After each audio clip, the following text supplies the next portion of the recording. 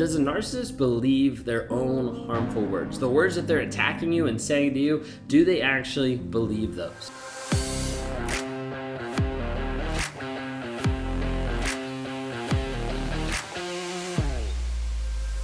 If you guys are new here, my name is Ben Taylor. I'm a self-aware narcissist on this channel to provide awareness, growth, healing, and change. I'm the founder of Raw Motivations, the creator of the NARC app, and your guide in the 45-day Clarity Challenge you can access at claritychallenge.net. If you like what you see here, talking about narcissism, narcissistic abuse, or my journey in narcissism, please subscribe. Hit that notification so you can get notified of what's actually happening about narcissism, that awareness piece that we try to bring out, and also so you can get notified when we do new videos or when we have live events for question and answer times. We'd love to have you join and be a part of the community to help you find clarity in the confusion of being with a toxic person. Well, today we want to be able to dive into the aspects of, do they actually believe the mean things they say? Like, how could they? Like, how could this even be a possibility of it even being there?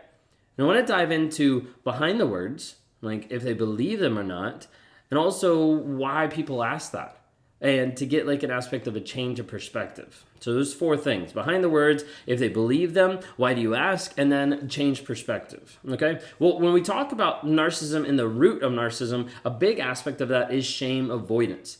Like, I want to do anything I can to avoid shame, to avoid whatever is coming at me, to say, hey, that's not me, that's that person. That's not me, that's that cause. And everything is to avoid that shame, that guilt, and that shame that wells up because of either who I am, my incongruence between me and the mask, or what I've done. And typically this happens out in bringing about lies, hate, abuse, manipulation, distorting reality, etc., all to be at a place to avoid the shame, to be able to avoid that accountability and that responsibility. Well, let's kind of give like the why behind the words first. Like, why are the harmful words, the abusive words coming out? What's actually happening? One of the first aspects is control. The idea of like, let me cut you down, let me bring you low, let me get you to a place where you're under my control. Because in that narcissistic relationships, there has to be a power dynamic. There has to be something that I'm better than you and you're less than me. I'm in control. I know better. I'm more special than you. I'm more entitled than you. I'm more knowledgeable in this area. And they turn oftentimes into that teacher role of like, oh yeah, well, you don't know how to do this because you're not smart enough, or you don't know X, Y, and Z. Like, turning it all back around on you. A big aspect is those harmful words are meant to control you.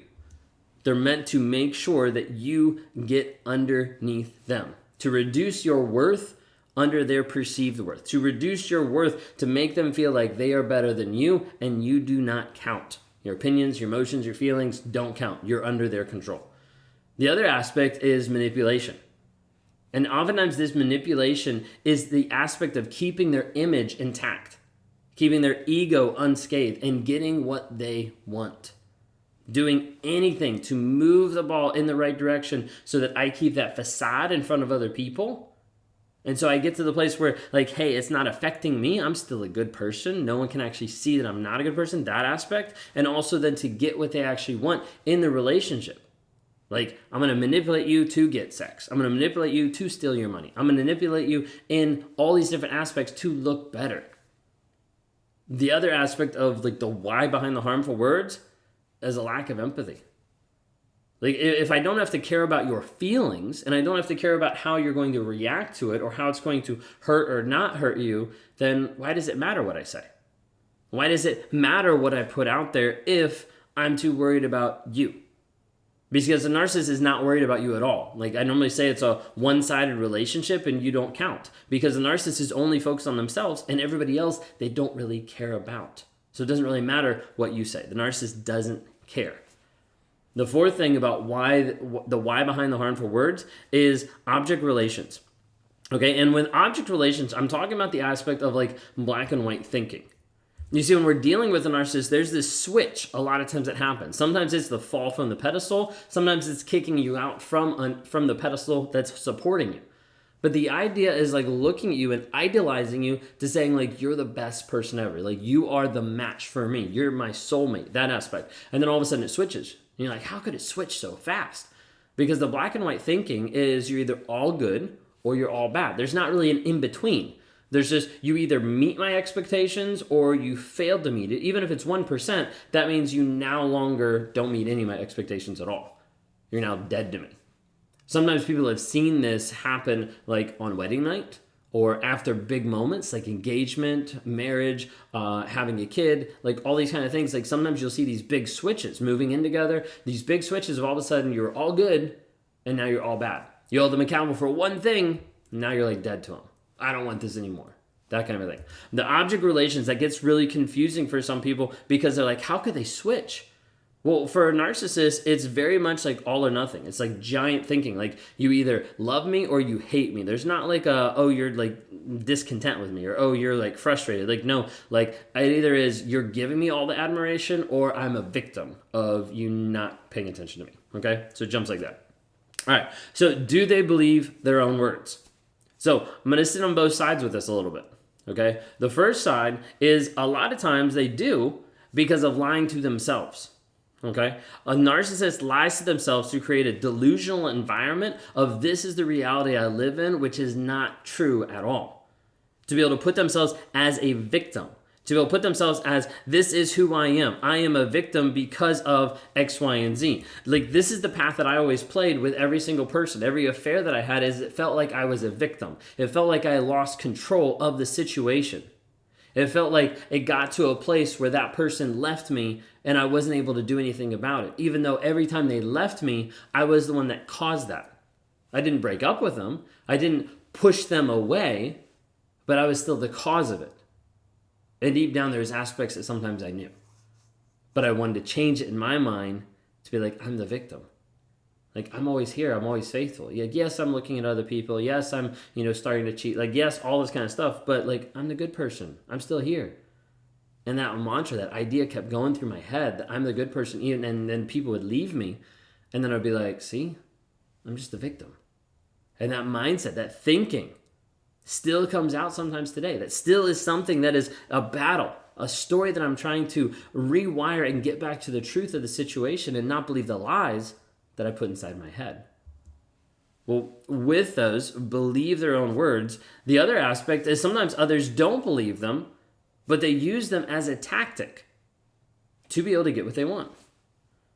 Okay, so it's not just the idea of like they're just lying to themselves, they're being a victim, they're trying to get like this amount of truth out to like make themselves feel better, to hide from the lies, the shame, put on the mask. But others that don't believe the words that they're saying, like they don't believe that you're an awful person, but they have to be able to feel better about themselves. But that don't believe part, it's like, but I'm going to use this word because I know it's going to trigger you. I'm going to use this word because I know it is going to get a reaction out of you, which is what I want or what I need to be able to manipulate you and control you. At the end of the day, I'm not sure which one's worse. If they 100% know or if they don't. I think there's a main aspect that a lot of times they do know, but they're lying to themselves. They're pushing it down so it doesn't make it to reality. It doesn't make it to their reality that they're experiencing with you. This question oftentimes, I wouldn't say stumps me, but always makes me like think a little bit more of the root of why someone's asking. Then I'm going to propose two different things, and I want you guys to leave some comments below of like, I might be completely off on this, and if I am, just say like, no, like this is the reason why, this is the reason why, because I'm curious about this, okay? Is why do people ask this so much? Does a narcissist actually believe the words they're saying to you? Do they actually believe like how harmful, how mean they're being? Do they actually believe the crap that they're saying to you? Do they believe that? So many people ask that. Like I get that on all platforms. So many people ask that question. Here's the two things I've been thinking about and mulling over. Let me know if they're completely off or if you think I'm ridiculous in them. But these are the two things that I want you to really like just sit with and like think, is there any validity to this? Two reasons.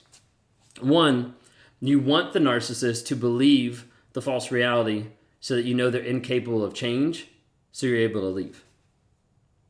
Like, I think sometimes there's people that they want that person to actually believe it. Like, they're completely delusional, and they're like, that person's delusional, they're 100% a narcissist, label, failed attempt, leave.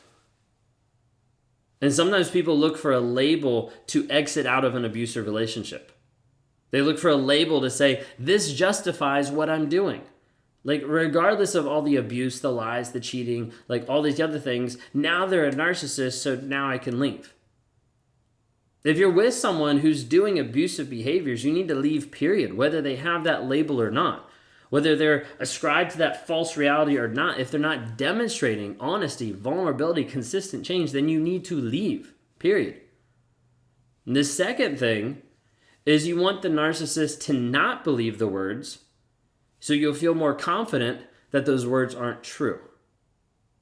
Now, I realize with both those statements, they have a capacity of like really pissing some people off. But I want you to think about that is in the second one, you want the narcissist to not believe the words that they're true so that you feel more confident that they aren't actually true. Because a lot of times when you're with a toxic person, they've distorted your reality so much that you start to believe the negative stuff that they're saying about you. So there's a part of you that's like, I just want to know that they don't believe it. That way I know it's not true. That's an aspect of working on your healing and growth to know who you are, regardless of the toxic person in your life, regardless of the things that they're putting on you, to know actually who you are. Last but not least, I want you to understand this. If you're looking for a label or a way out or a quick fix to the hurt, nothing's going to happen without that vulnerability, without that honesty. If you don't see the honesty, the vulnerability, and the change, then you need to leave. You need to understand if you're just looking for stuff to be able to get out, you have to understand that change and that growth is up to you. You've been beaten down, you've been pushed down, you have been a victim in that situation because someone has abused you, but that does not make you a victim long term. That makes you a survivor as you continue to grow, change, heal, thrive, and develop into the person that you are meant to be. You are able to do all those things. That's why a lot of times when we get into the community, into the NARC app, into the Clarity Challenge, into the 7-day challenge that's coming out soon along the lines of like how to actually break free from toxicity, like we're talking to people as survivors. We're not talking to people as victims.